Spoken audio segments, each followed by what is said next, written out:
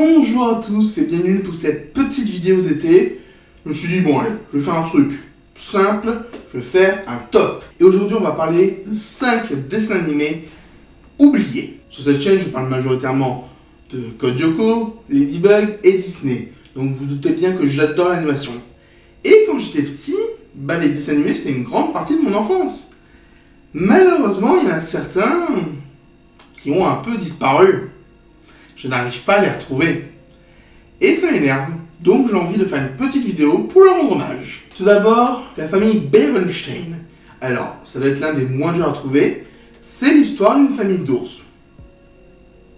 Ouais, les dessins animés n'ont pas toujours un pitch très varié, mais j'avais adoré ce dessin animé. Un très bon générique, de bonne morale, des personnages attachants, et ça me fait penser à un autre dessin animé qui s'appelle Arthur, dont je me souviens un petit peu moins, mais un peu dans la même veine. Et si un jour je tombe sur un épisode, je serais pas contre de me le refaire.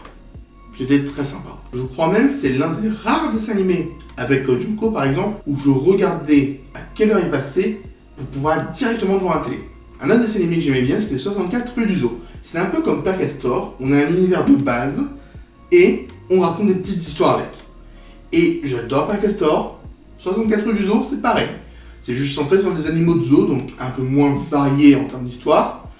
Mais on a un petit côté romanceux très sympa. Un autre dessin animé que j'aimais bien quand j'étais petit, et là c'était un peu la honte d'en parler parce que c'était un dessin animé pour filles, c'était Hello Kitty au pays des pommes.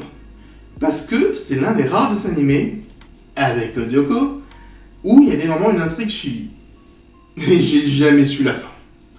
Et c'est hyper compliqué de trouver parce que t'as des dessins animés comme ça qui viennent du Japon. Moi non, c'est pas la peine de les rediffuser, on s'en fiche hein.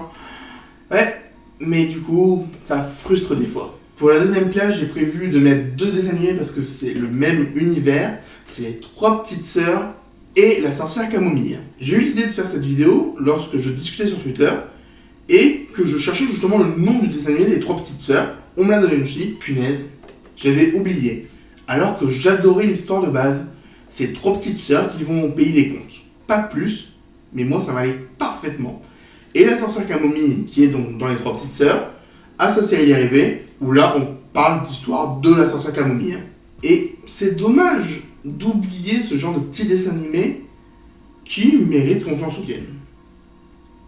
Et enfin, si je devais avoir un numéro 1 du dessin animé oublié, ça serait...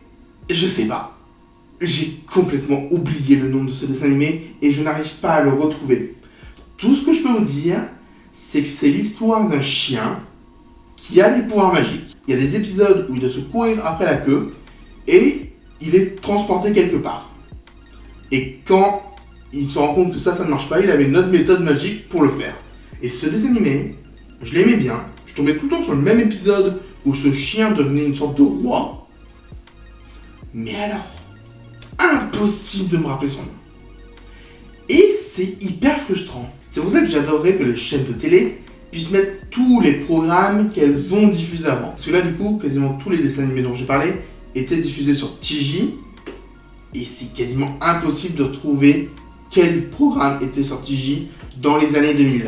Donc, si jamais quelqu'un de TJ regarde ma chaîne, n'hésitez pas à voir vos archives. Vous avez des perles par moment. Allez-y, ça ne vous fera pas de mal. Bref, c'est une petite vidéo très courte. Je vous dis à très bientôt.